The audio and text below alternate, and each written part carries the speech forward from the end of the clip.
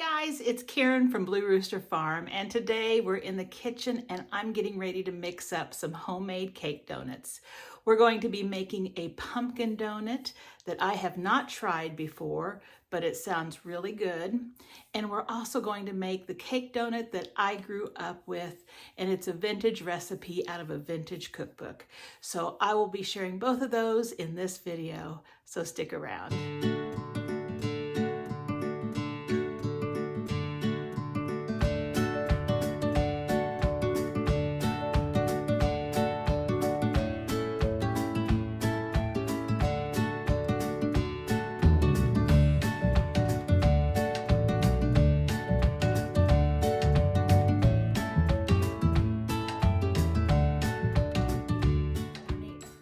So this evening, as I was getting dinner ready, I thought, you know, donuts sound good. And I remembered having a recipe for pumpkin donuts that I had typed out last year, and I can't remember where I got it. It must have been like on Facebook or something like that.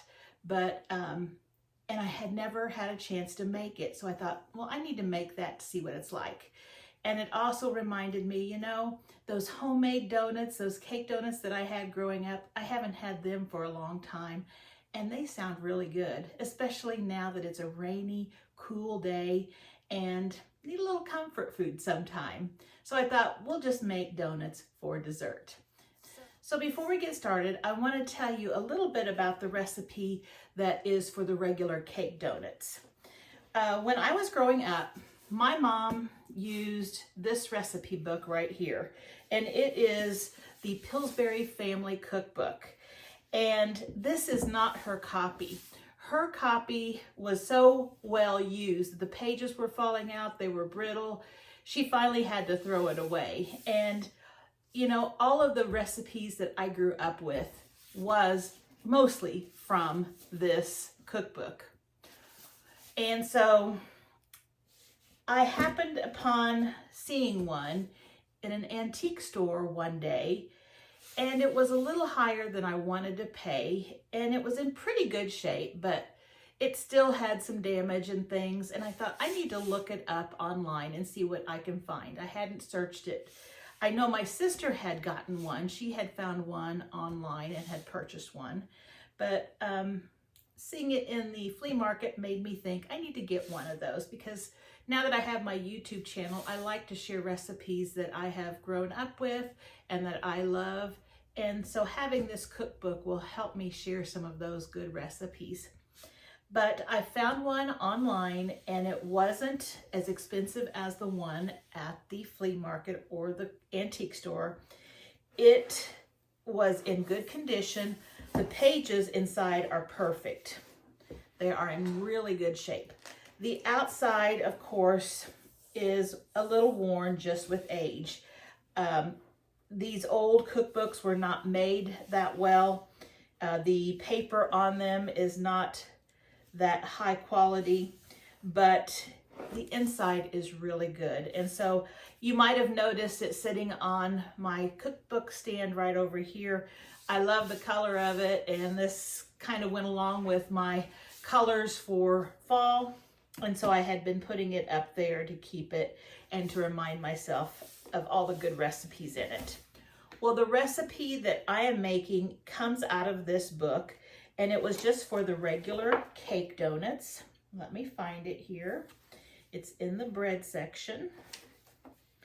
Now, as you know, Pillsbury has lots of cookbooks out.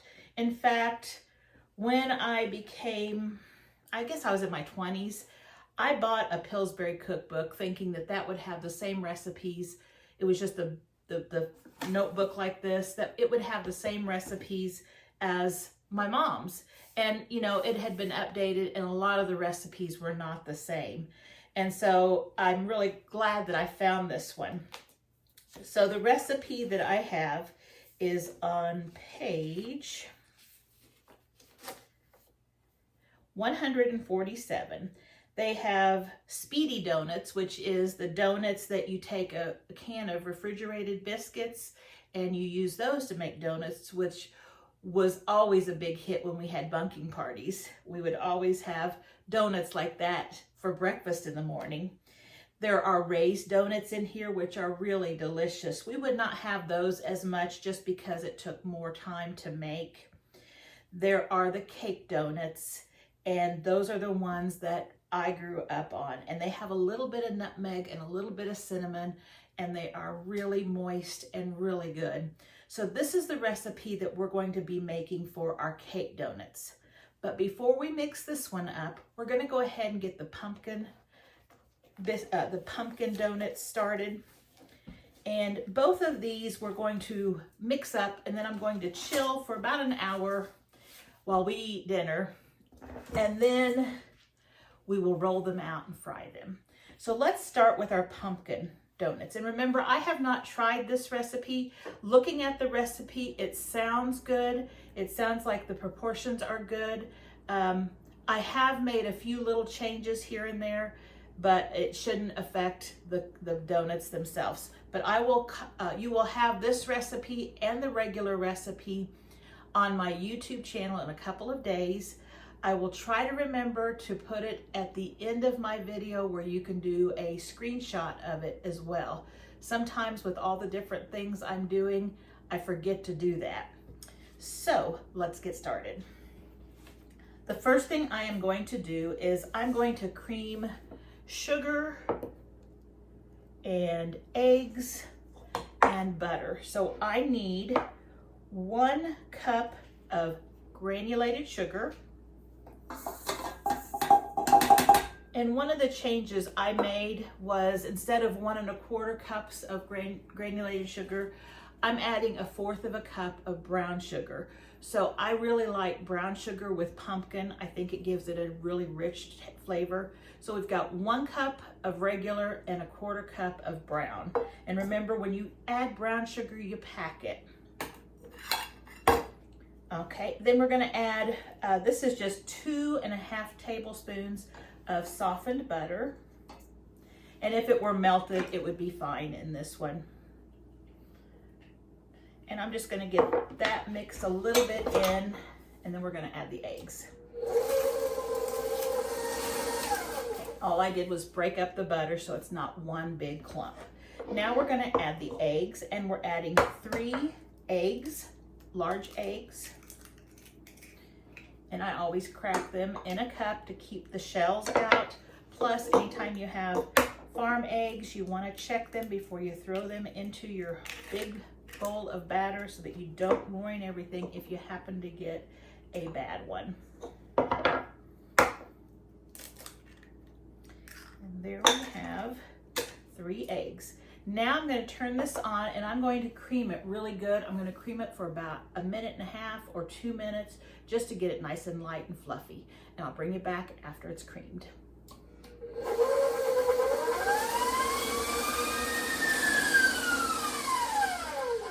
Okay, and what it did was it got it nice and creamy looking and nice and smooth. And it looks like the granulated sugar has dissolved pretty good. So let me just show you if you can see it there. It's just a nice creamy mixture now, very loose, kind of like pancake batter. Now what we're going to do is we are going to take our flour, and we need 5 cups of all-purpose flour. We're going to take 1 tablespoon of baking powder,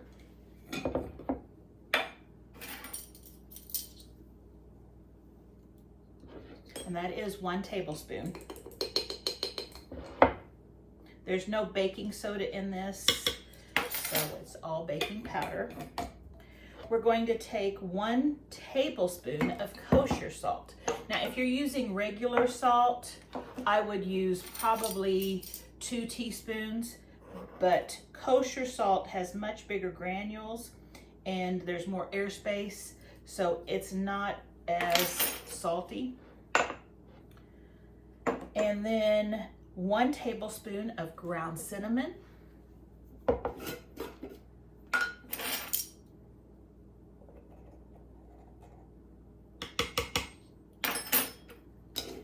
And if you have pumpkin pie spice, we're going to do 2 tablespoons of pumpkin pie spice.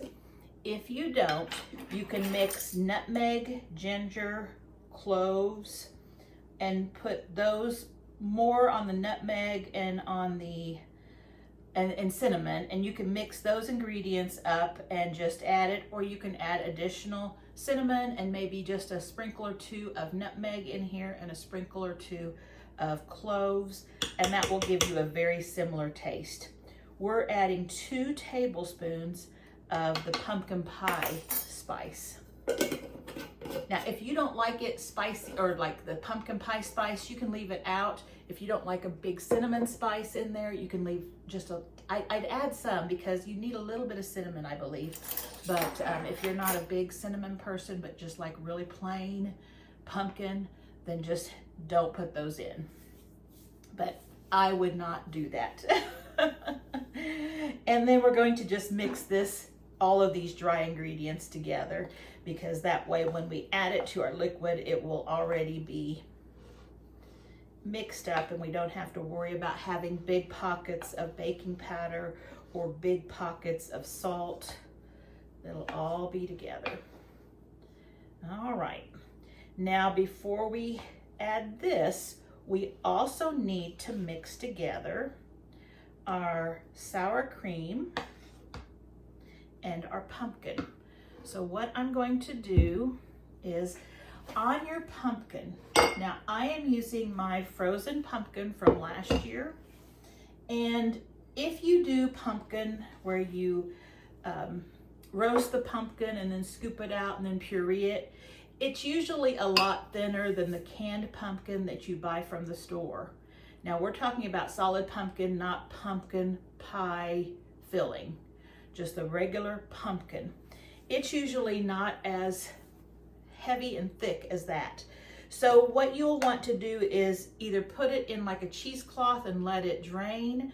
You can also cook it so it cooks down and cooks all the liquid off. Or what I do when I need to make sure I have nice and thick pumpkin is, last year when I was canning or freezing up this pumpkin, I also dried a lot of pumpkin and I made pumpkin powder. And if you want to know how to make pumpkin powder, I have a video and I'll leave it in the link in the description box if I can remember. But pumpkin powder, it looks a lot like kind of a flour that's yellow. And what you do is just add maybe, this is 2 cups in here, but we're only going to add 1 cup to our donuts. But I freeze mine in 2 cups amounts. But I would take like a 1.5 teaspoons per cup. So this would take a tablespoon of pumpkin. And what I did was, since this was frozen, I just heated it up and I got it pretty hot. And then what I did was I added a tablespoon of the ground pumpkin, the pumpkin flour. And it's been sitting as I've gotten everything together. And so it now is quite thick. If I try to make like a little indention in it and wait for a few seconds, no water pools in that little indention. Now, if you do that and water pools, yours is a little bit thin. You might want to use just a little bit less, or you might find that you're going to need to add a little more flour. But that's just my tip, and it's worked for me. So I've got 2 cups in here, so I need to take a cup out because I want to use this bowl here. So let me take some out. And since this is a measuring cup, I can see how much is left.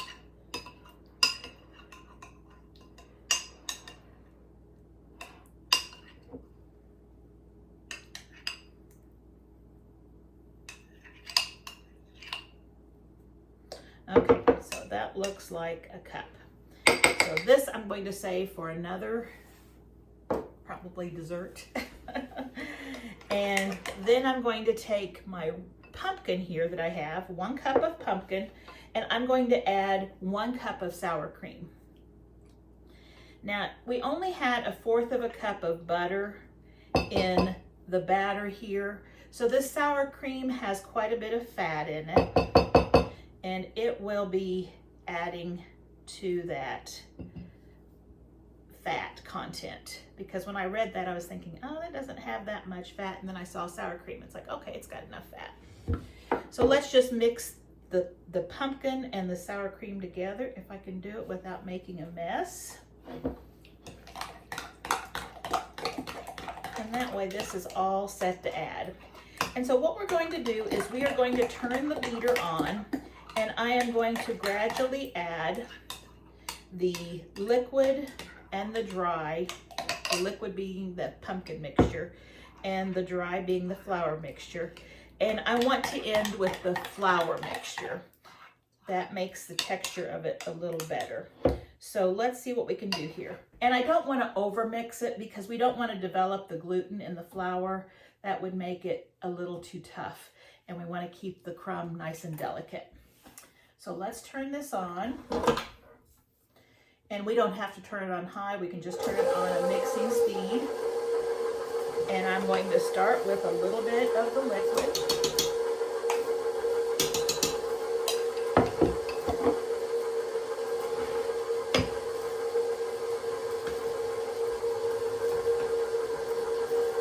And since the flour mixture, there's more of it, you'll need to add more of that. And even before it's finished mixing, I'm adding the next 2 globs. Professional cooking terms, globs. And then we're going to add some flour mixture.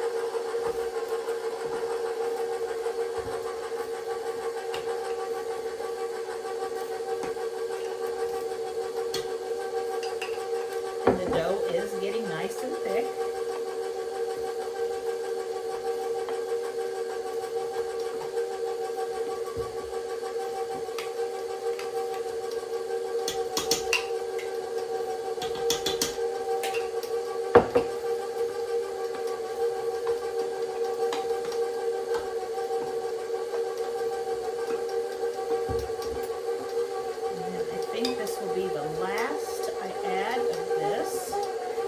Also going to, they did not have vanilla in this recipe, so I'm also going to add a little vanilla.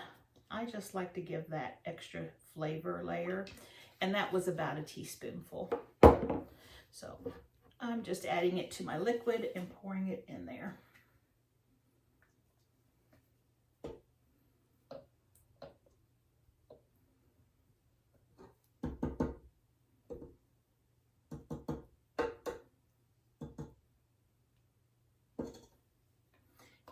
Get it all.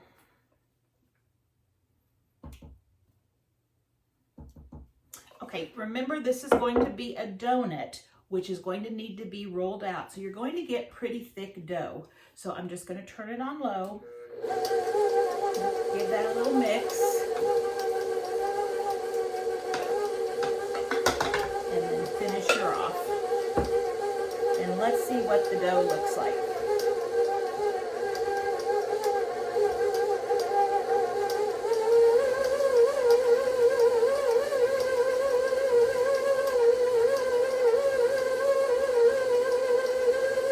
As soon as it's incorporated, stop mixing, okay? So once you see the flour disappear, stop mixing.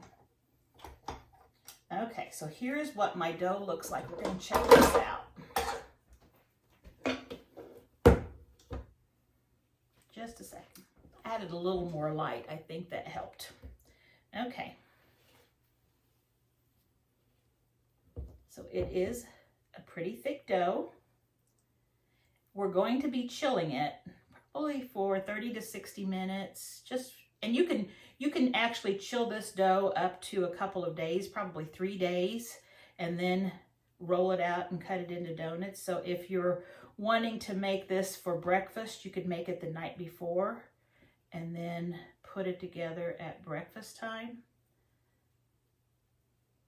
But unless we're having company or a special breakfast, I'm just not good at getting up and getting a big breakfast going.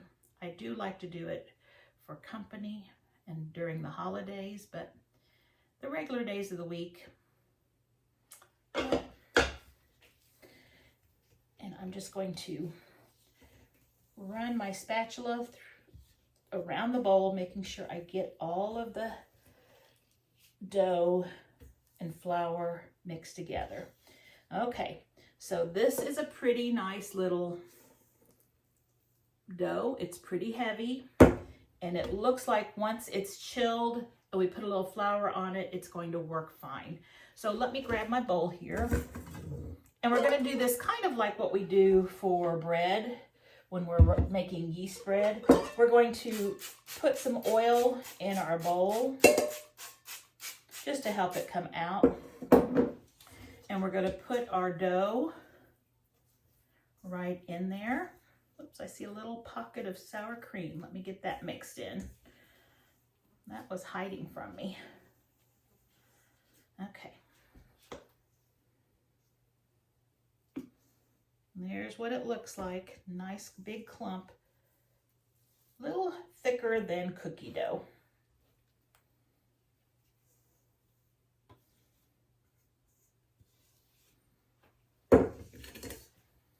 All right, and then I'm going to put just a little bit of the oil on top of it, and I'm going to put the lid on this bowl and stick it in the fridge. And this one's going to start chilling. I'll be right back, and I'll have the ingredients for the next donuts when I come back. Okay, I've got everything laid out for the next batch of donuts, and since I'm using this cookbook, if you've watched my videos, you know that I'm a messy cooker, and I've always said that if you find a cookbook that has a lot of really messy pages, it's a good cookbook. Well, this one didn't have any messy pages, but I know it's a good cookbook. Whoever had it must have just not known how to cook or didn't cook. But I remembered my mother-in-law had given me these page protectors for recipe books, and I thought I need to pull that out. So I had it down with my cookbooks, and what it is, and this, I've had this probably 15 years, and I've used it here and there, but usually I'm such a hurry, I just grab the cookbook and start cooking. But I know I want to be careful with this cookbook because I do want to keep it in good shape. But this is just a piece of vinyl, and then there's these little marbles for weight. I don't know if you can see that are used for weight on both ends, and it perfectly covers, the marbles just hold it down, it perfectly covers your cookbook so you're not going to get splatters on it. So I'm going to try to keep this cookbook in good shape. So let's get started with the regular cake donuts that I grew up on. We're going to, first of all, and it's very similar to the way we mixed the last donuts up. It is the same method, and we mix the dry ingredients and the liquid ingredients and alternate all of that. So it's not a hard recipe at all. So we're going to take our 4 cups of sifted flour. We don't sift it anymore. And we're going to add 5 teaspoons of baking powder. And 5 teaspoons is the same as 1 tablespoon and 2 teaspoons. So I'm just going to cheat a little bit and save time from dipping so many times and do 1 tablespoon and 2 teaspoons. 1. So there's quite a bit of baking powder in here, and this is a smaller batch from the looks of it and the amount of flour. So that's a lot of baking powder. Back when we used to make it when we were little, you know, or younger, because I made this a lot, but you know, you just followed the recipe and didn't really think about it. But now when I look at it and see 5 teaspoons of baking powder, that's a lot of baking powder. Next, we're going to add 1 teaspoon of salt, and since I'm using kosher, I'm going to have a heaping teaspoon. A lot less salt in this one, but again, we have less flour. Again, 1 heaping teaspoon. So we'll see if those that have the salt in them, the pumpkin ones, are good. I did taste a little bit of the batter when it got on my finger when I was putting it away. You know, accidentally got on my finger. I did taste that, and it didn't seem to be too salty with that little taste. So we'll see. So I'm just mixing that up. We also want to add 1 teaspoon of nutmeg, and I am going to use, it's over here, I am going to use a whole nutmeg and just grate it because you get really fresh tasting nutmeg that way. And at our bulk food store, we can get a big old thing of them and they last forever. So it says 1 teaspoon, so I am just gonna eyeball it. And this is just a little tiny grater, and it's just grating right into my flour, and it smells really, really good. Now, if you don't like nutmeg, don't use it. You don't have to. This is just the way this recipe is made, and these are the way we like them, so you certainly don't have to use nutmeg. And you could use less of it if you want less.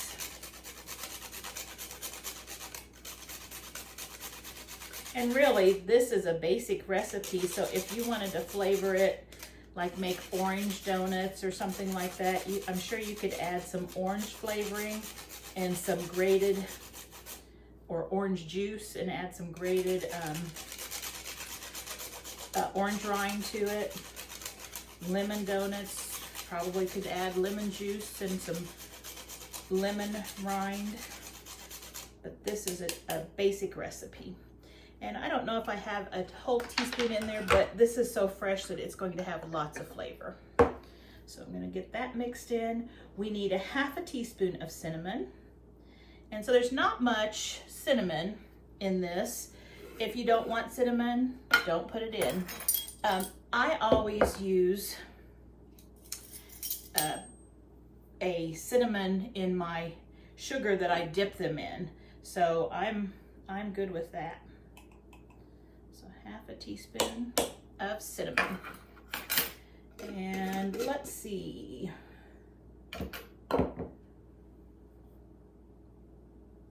And that's all the dry ingredients. So we're gonna just get this mixed, get that nutmeg stirred in, the cinnamon and the baking powder mixed so we don't get a big old glob together. And set this aside for a minute. Now into this bowl, what we're going to do is we are going to put our sugar, which is 3/4 cup, so it's less sugar, but again, it's a smaller batch. 3/4 cup. We're going to add 3 eggs, just like last time. 1.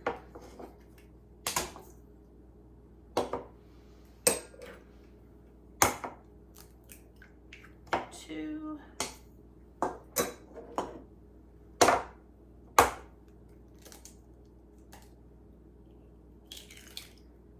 And 3. And we're going to give this a quick mix. We just want to cream it together.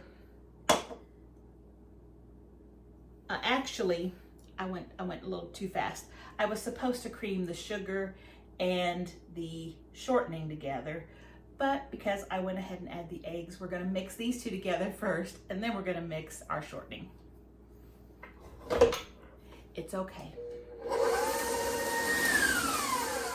The reason you mix your sugar and your shortening together is because that way it'll break down your shortening and it won't be in one big glob. Once your eggs are added, it's liquid. It's hard to incorporate the shortening with the eggs if this is solid. So what I'm going to do, and I'm not using shortening, I'm using lard, and this is my last jar of what I made last year, and I have not made it for you because I had plenty. So I've got the pork fat in the freezer. I am ready to make some more, so I'm going to be videotaping how to make lard in your crock pot, and we love it. If you've noticed the price of lard in the stores, it's outrageous, and so if you can make your own, you can save yourself some money, especially if you have a butcher that doesn't charge an arm and a leg for the pork fat, because a lot of them also render the lard, and so they sometimes tend to sell it to you high dollar. If you can find someone who's selling it at a fair price, then I would grab it. So I've got 2 bags out in the freezer, and this is already chopped and ready to go. And so one day coming up soon on a cold day where I just want to have something going in the crock pots, I will show you how to make home rendered lard. And it's great. It's great. It's not hard to do either. So let me stick this in the microwave and just soften it up, okay? All right, I've got it softened up. And earlier you noticed it was heaped up. I had just taken it out of the refrigerator and it was pretty solid and I didn't pack it in. Now that it's softened up, it has sunk and it has filled the jar just right. Now, what I do is I put the lard in the jars and I stick it in the freezer. And whenever I'm out of lard, I pull one out, stick it in the refrigerator, and use it from the refrigerator. It just prolongs its shelf life. Now, some of you might be saying, but lard's not good for you. No, lard is good for you. They're finding that lard is much better for you than shortening. And so if you can stay away from the processed shortenings, it is much healthier for you. I know we all like Crisco for baking with and stuff, but if you can get your hands on lard, it does just as good, if not better. But sometimes you have to do what you have to do. So no judgment, but just to let you know, lard is actually much healthier for you. So that was softened enough, and now I can mix it together.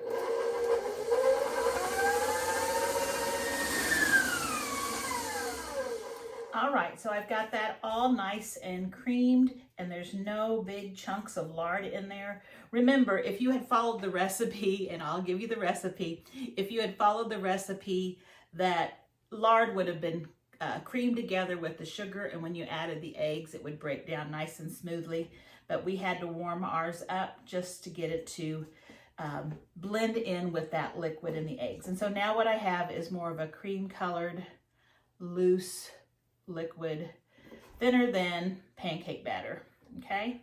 But no lumps in there.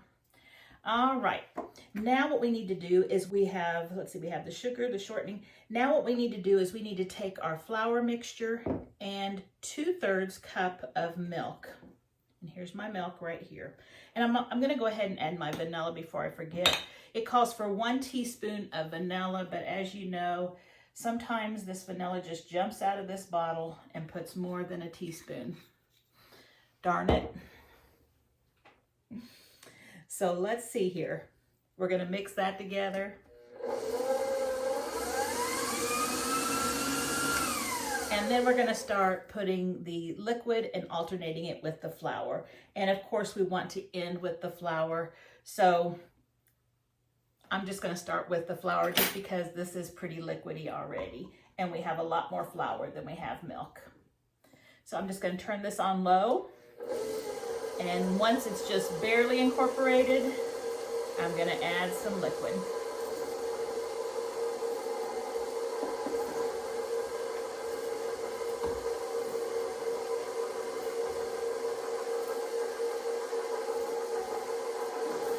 You don't want to over mix it.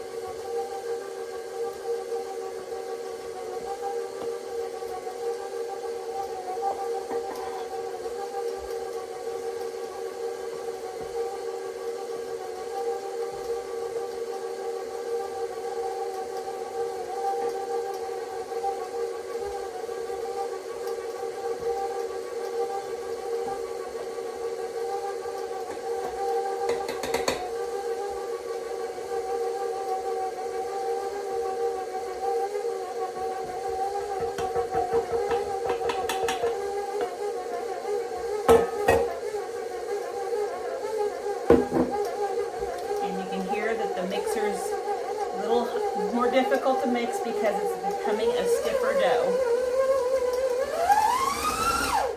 All right, I just kind of whirled it around to get the flour off the sides. And now let's see what we got. Looks good. It's about the same texture and consistency as our pumpkin dough.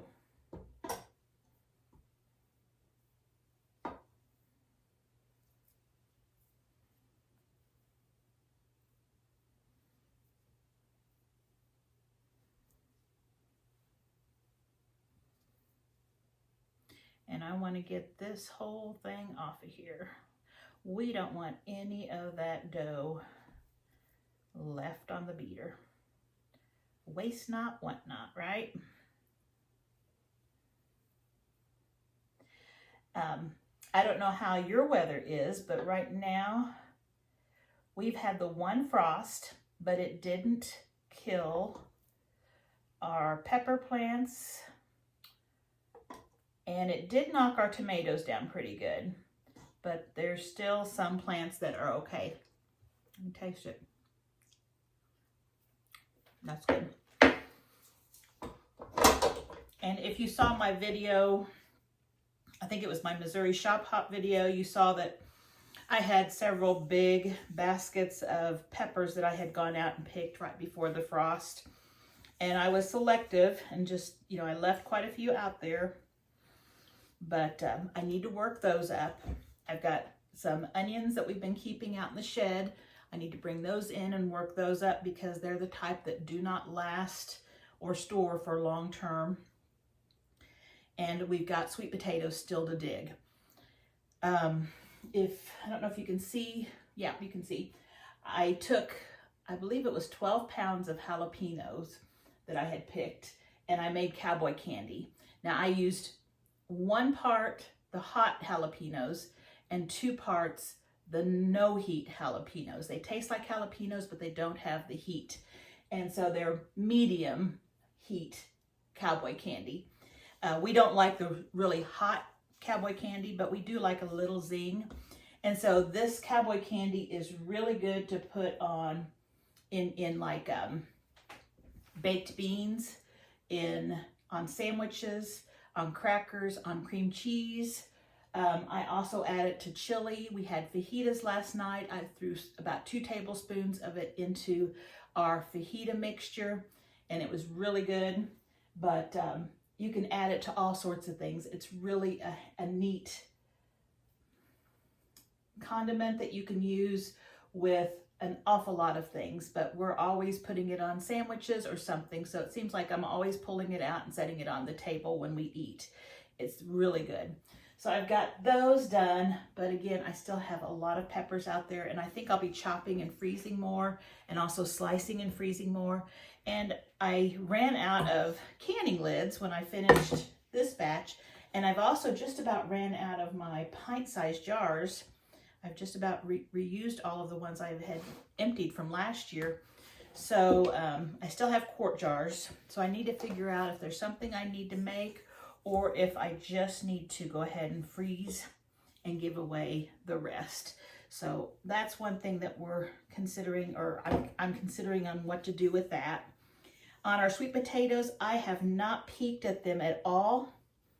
I don't know if there's anything on them, but I'll take you along when we dig them up and see. If there's not, it's just because it's been a dry year and I planted them in a spot where we haven't planted things before, and so the ground underneath was probably harder. But the vines have done extremely well. We'll see if the sweet potatoes did any good. And ours is a white sweet potato. It's white meat with a red flesh or red skin, and they taste like sweet potatoes. They're nice and sweet, but they have the texture of a regular potato. And Andy doesn't like regular sweet potatoes, but he does like these, and so we've enjoyed these. They do store really well, and getting them to start, when I was starting them for our plants, it took forever for them to start adding their little shoots and coming out. And so we still have some in the basement that haven't sprouted from last year. And so we still have been eating them, but hopefully we get some that we can keep for another year and have them to eat on. So I've got this all worked the same way I did the other one. I sprayed the pan, sprayed the top. I'm gonna stick it in the refrigerator, and then Andy and I are gonna get something for dinner, and then I'll bring you back and we'll roll these out and fry them. So be right back. All right, we had a good dinner. Just had our leftover fajitas that I made some yesterday, and so we had that for dinner. And I'm gonna have to do a video of my fajita recipe. That's one of our favorite meals. And every time I start making it, I think, oh, I should have videotaped this. So sometime I'll do a video on that. So before we start rolling out our donuts, what we need to do is we need to mix up what we're going to be putting on them.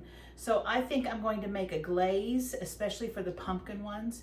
And then the way we used to have our donuts would be a powdered sugar cinnamon mixture.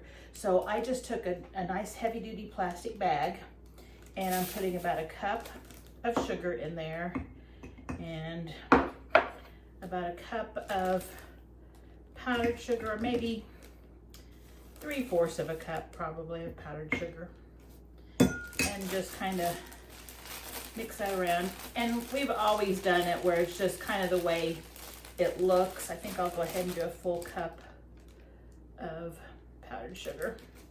That's about a cup of powdered sugar. So a little bit of cinnamon. And again, I just usually go by the color of it. So I'm going to start with a couple of 2 tablespoons. And then I'm just going to kind of mix it up in there and see if it looks about the right color.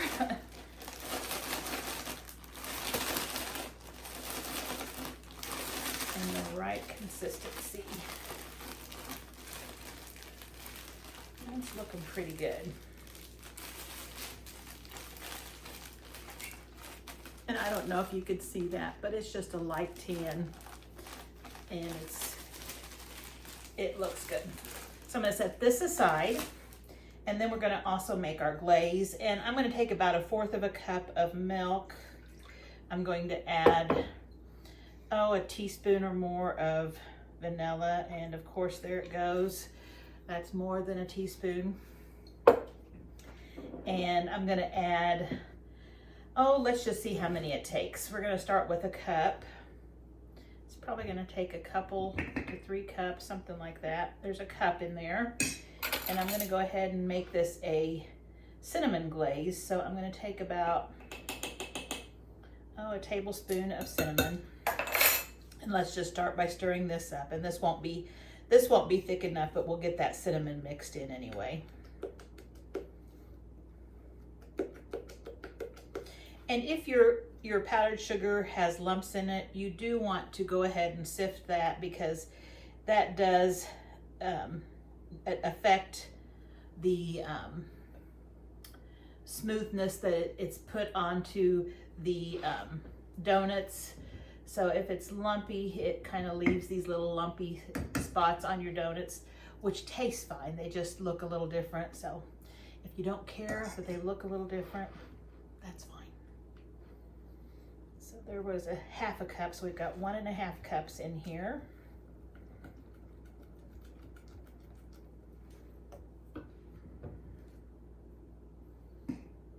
There's 2 cups. And a glaze needs to be pretty loose, because you're going to be dipping your hot donuts in it, and it's going to drip, and then you want it to harden up as the donut cools. We're getting close. So this is 2, let me do 2 1/4.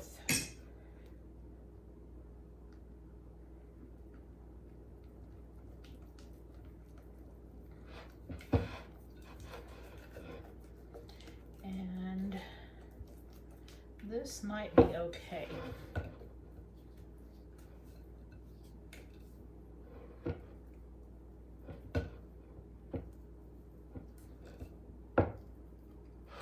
Let's see.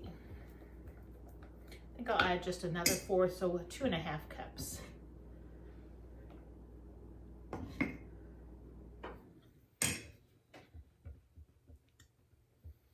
and that should do it. You just make it the consistency you like. Just keep adding powdered sugar until it's the consistency you like. And if you don't want this much glaze, you can just cut down on the milk, maybe an eighth of a cup of milk, and then just work from there. This will probably, we'll just see how far this goes. It depends on how much sticks to the donut and drips off. And of course, we can always take whatever it's dripping off and scrape it back into a bowl and reuse it too. So this looks good. Our dry mixture looks good. We are ready to get our dough and start rolling them out and frying them. So I'm gonna get this cleaned up. I'm gonna get the dough and I'll be right back. Okay, I've got my dough out of the refrigerator. It looks good. I also have a wooden pastry board here that my husband and son made. You can just use your countertop, just clean it well. And some flour with my 3.5-inch donut cutter. I have another one, but I couldn't find it. And I think it's up there, but I don't want to get up there and get it. So we're just going to use this one, just an older one. I'm going to put a little sprinkling of flour on the top. I'm going to put a little sprinkling of flour on my board. I've got my rolling pin right here.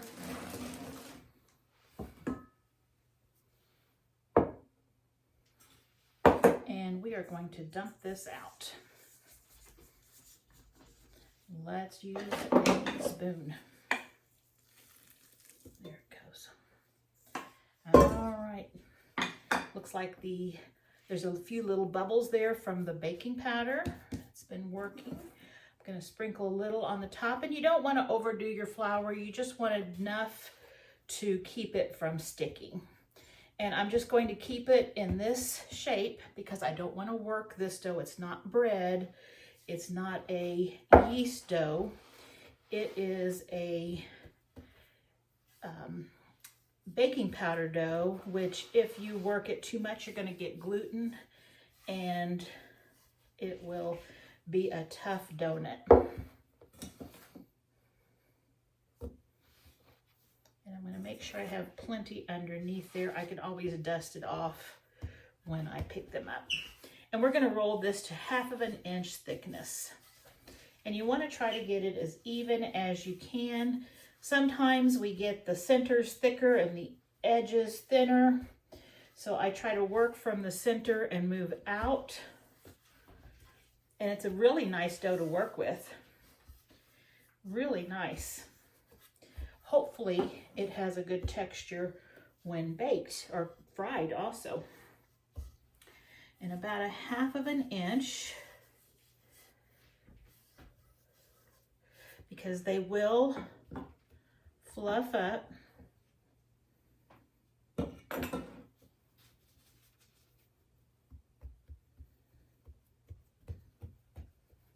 Now it said it made 12 donuts, but I have a feeling we're gonna make more. We'll see. Maybe not. I'm just feeling it to see if it feels like it's even all around. And it looks like 1/2 inch to me. So what we're gonna do now is make sure our cookie cutter is nicely dusted in the flour. And I am always pretty frugal with my dough. So I cut right off the edge there. And let's see here what we got. And we've got a nice donut. And I've got a cookie sheet that's got some flour dusted on it. And then we've got our donut hole, so don't forget that. Dust your cookie cutter or your donut cutter again. And again, I put it really close and shake it out. And those look like they're a good size. And so I'm just going to keep cutting until I only have little scraps.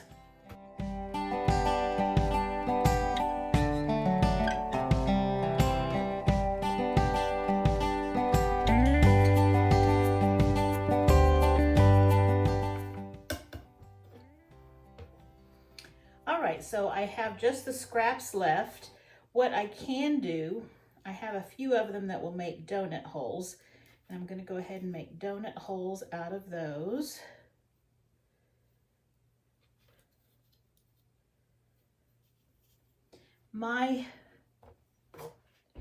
From my experience, if we roll this up, and we will,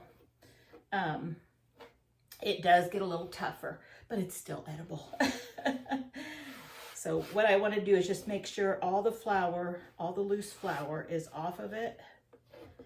And we're just going to push the dough together. We're not going to get crazy with it and over knead it or anything. We're just going to push it together.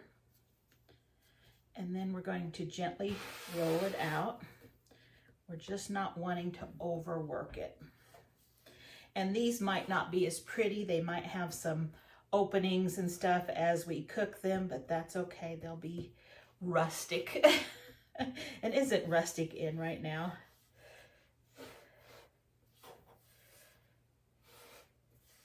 And again, about 1/2 inch. I have more than 12 donuts, so I have a feeling that their 1/2 inch is a little thicker than my 1/2 inch. But I felt like I was giving it a very generous 1/2 inch. I'm wondering if they meant an inch.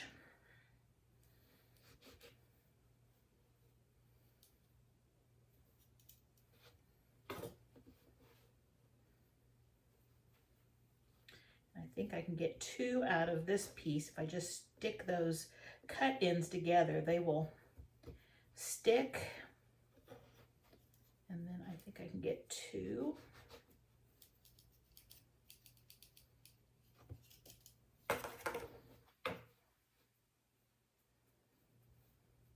Just trying to keep them from being tough. There we go. And then we'll use this little bit left here for testing. That means we'll drop it into the oil and see if it's ready to put the donuts in. We always need to have little tester pieces. All right, just kind of fix those up. These are ready to go in. Now let's get my plain cake donuts and we'll cut those out too. Now we want to keep these, if you're doing it quick enough, it's fine. This dough is very cold. I can feel it when I'm working it. I think it's going to be fine. If it's a hot day and you think your dough is going to get warm, go ahead and stick it back in the refrigerator and keep it cold in there, but these should be fine. I'm going to grab my other dough and I'll be right back. All right. I'm probably all covered in flour. That's okay. Here is the other dough and it's nice and cold too. We'll put a little bit of flour on top and we'll put a little on our board and then we will pull it out. There it goes. And this one too has the little bubbles from the baking powder. That's good. My baking powder seemed to be working. And I'm just getting the dust of flour all over it so that I can work it. I am not stirring it or kneading it. I did turn my oil on and I'm going to get it up to about 360. And if you have a thermometer, that works really well. Some people, they're used to frying things and they use just tester pieces and also keep an eye if they know how long things need to get brown, and if they know that if it's getting brown too fast, they've got it too high. But anybody that doesn't work with frying food too often, be sure you have a thermometer. And we don't fry food very often. If we have a fish fry, once a year, we'll be frying hush puppies and fish. But other than that, we don't eat a lot of fried foods. And again, with donuts, like I said, it's a rare treat. We used to make them more when the boys were young, but now it's just Andy and I. We just don't need to eat that, but we're going to enjoy it.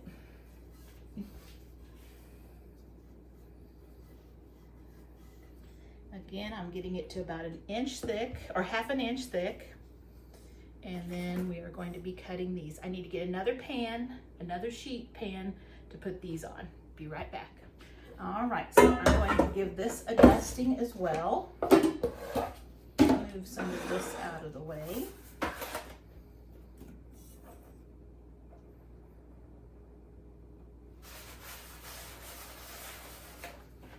Okay, looks like this is nice. Make sure we got it there, yep. And let's give it a cut.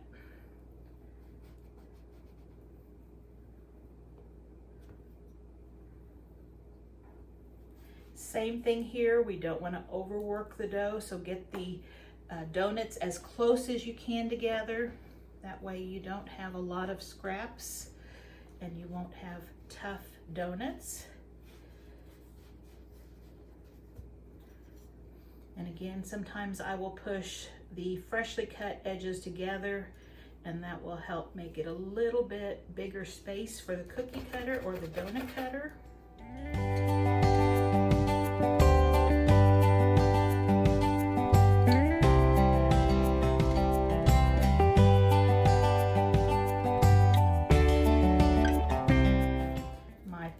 Ones made 1, 2, 3, 4, 5, 6, 7, 8, 9, 10, 11, 12, 13, 14, 15, 16, 17, 18, 19, 20, made 21.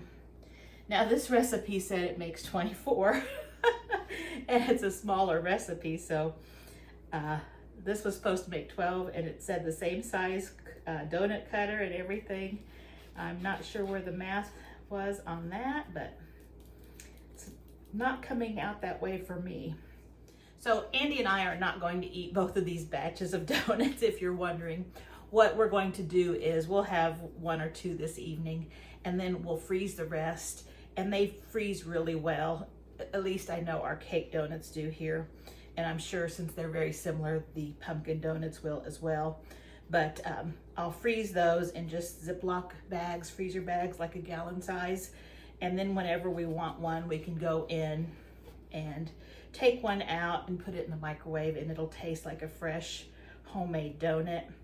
I can also take those down when we go down to Springfield. It's nice to have some breakfast food to share with our parents, since especially my father-in-law is pretty elderly, and it's nice for him to have some homemade goodies. And my parents, of course, really appreciate it as well. They like homemade food too, and they're getting to where they are not cooking quite as much. My dad does most of the cooking nowadays, but I know they do appreciate some of this home-cooked food that we bring when we visit. And also, they really appreciate the produce from the garden.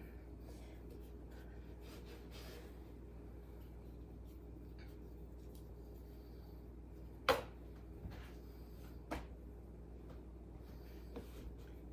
think I have just enough right here to make one more, and then we'll have a few testing scraps.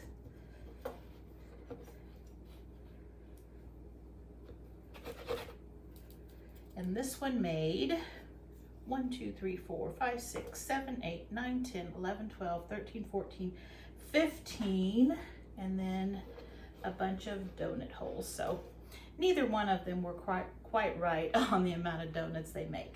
So let's see, I'm gonna set you up over here at the fryer so that you can see how I fry them. What I'm going to do though is I'm going to take a 13 by 9 inch pan.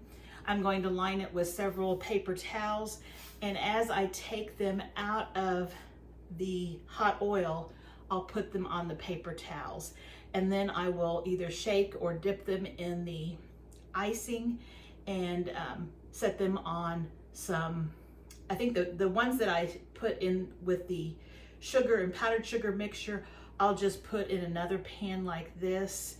The ones that have the icing on them, I will let them drip on some little wire stands over a cookie sheet or something, and that way we can let those dry. So I'll be right back, and you'll be over by the stove. Okay, the oil is at about 350 if my thermometer is right. We want it to come up to about 360 because as soon as we add our cold donuts, it's going to knock it down some. And I'm just using one of those pieces of scrap and I'm dropping it in just to test the oil.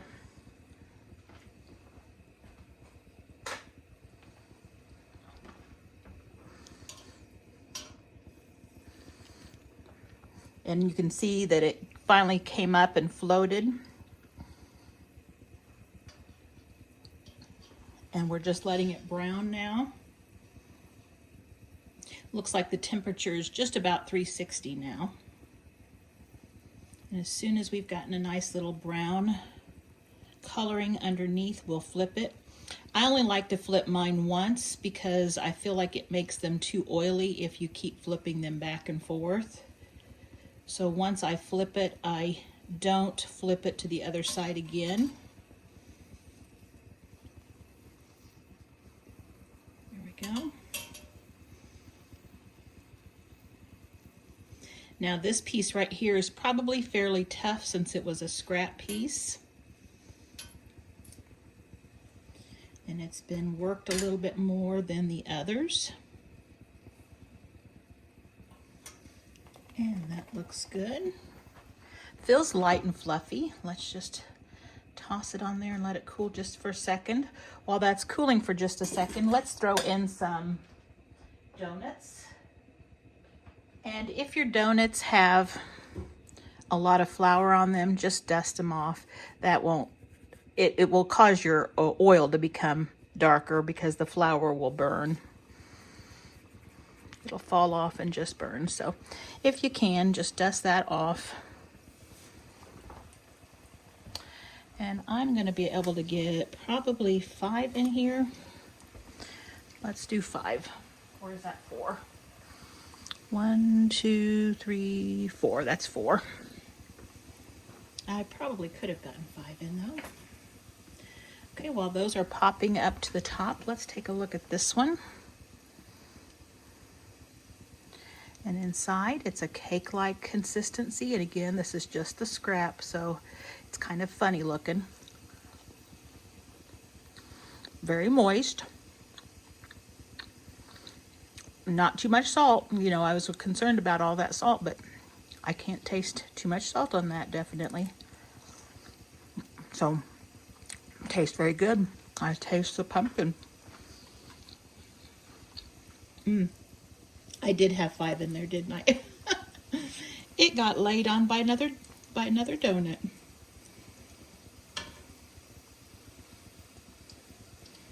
And I just kind of keep an eye so they don't get overly cooked. And if I find my oil is getting too hot, I just turn it down. And I'm on a medium-low temperature right now. So it doesn't take much to keep this hot with my burners.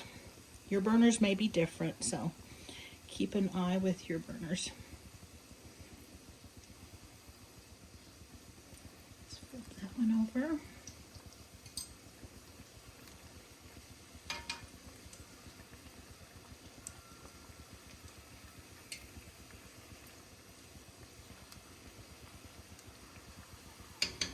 They're looking very good. So that one may have been a scrap one because you can see how it's split. Or it might have been one that I just pieced together. You want your oil hot enough because you don't want the donut to absorb all the oil. And also you don't want it too hot because you don't want them burning. They'll get burnt on the outside before the inside gets done. So I find that if you keep it about 350 once the donuts are in there, that you're in good shape.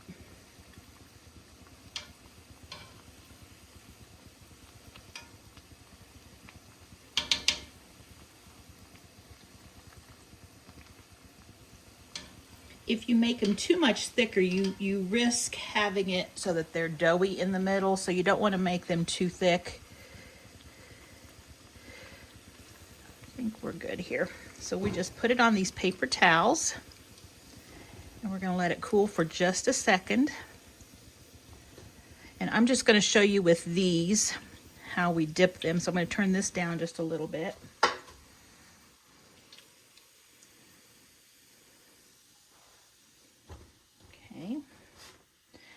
So I'm going to get the glaze. I'm going to give it a stir. And all we're going to do is, and these are hot still, but I'm going to work quickly. All we're going to do is take it, dip it in there, dip it on the other side, let it drip for a second. And you can use chopsticks or something if you want. I just prefer my fingers. And then we'll just set it there, and it's going to let the extra icing go onto the sheet, and I can scrape that off into a bowl, and we can also reuse that. So let me do this one. And because these donuts are hot, that icing should harden up just like a glazed donut. And you can do other kinds of donut icings. You can do a thicker icing and just do one side. You see that with cake donuts a lot at bakeries. But I think these are going to be good with the whole glaze. And those donuts are hot.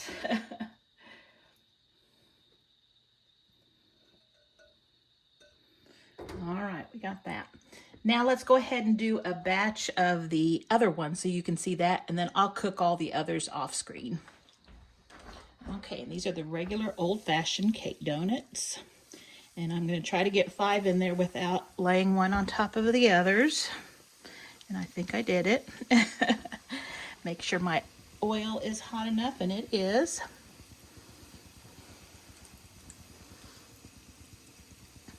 And these I will shake in the powdered sugar mixture. And so it dropped down to 350 when I added our cool donuts. And that's fine. That's the temperature we want it to be. We'll let those brown. And since this dough is a lighter dough, they're going to be a little bit lighter. Don't those look delish?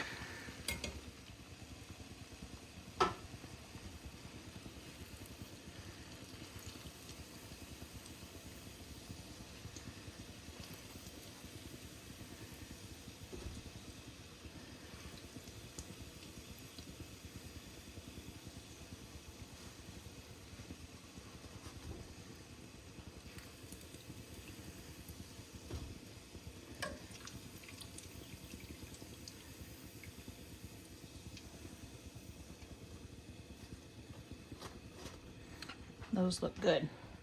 I have a pan that just has just one layer of paper towels, just in case they are a little greasy still. And I'm just going to take, while they're hot, drop it in, put a little air in the bag, and then shake it up. The kids will love to do this. If you have kids or grandkids, they will love to do that. And there's one. Make sure there's a little air in it so it will fluff around.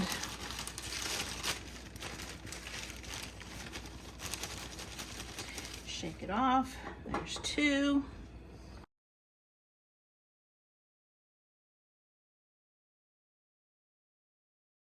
And then I think I'm going to try dipping one of the regular cake donuts in our glaze and try it that way too.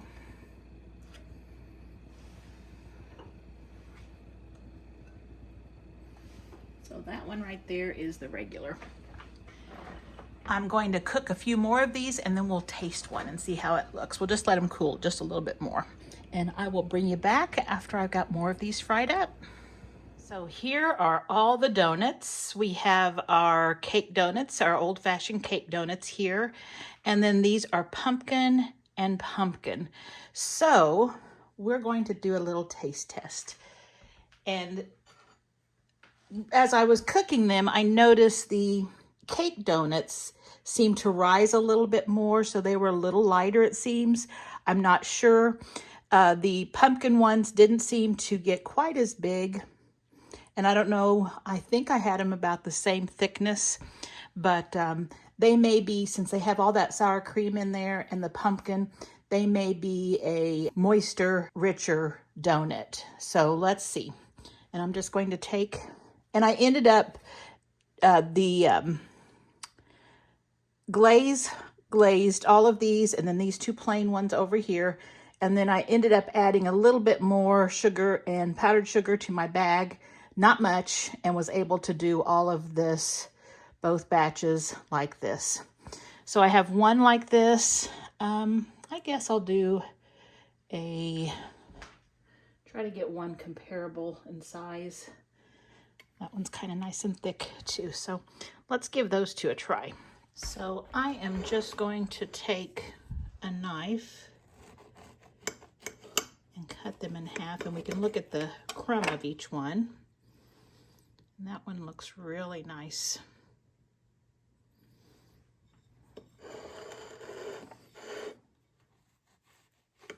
And they're both still very warm. I just finished cooking all of them. And then that one looks like it's a little more moist.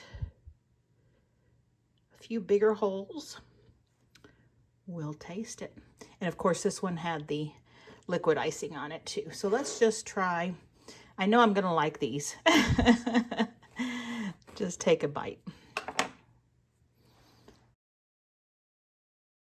They are really good. I probably didn't get quite enough nutmeg in there. I barely taste it, but they're still really, really good. I love the powdered sugar cinnamon mixture on top too. Very nice. I knew I'd love those. Let's try the pumpkin.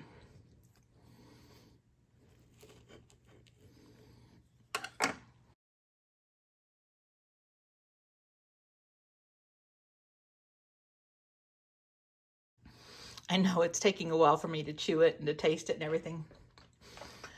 Those are really good. I prefer our old-fashioned cake ones, but the pumpkin ones are good.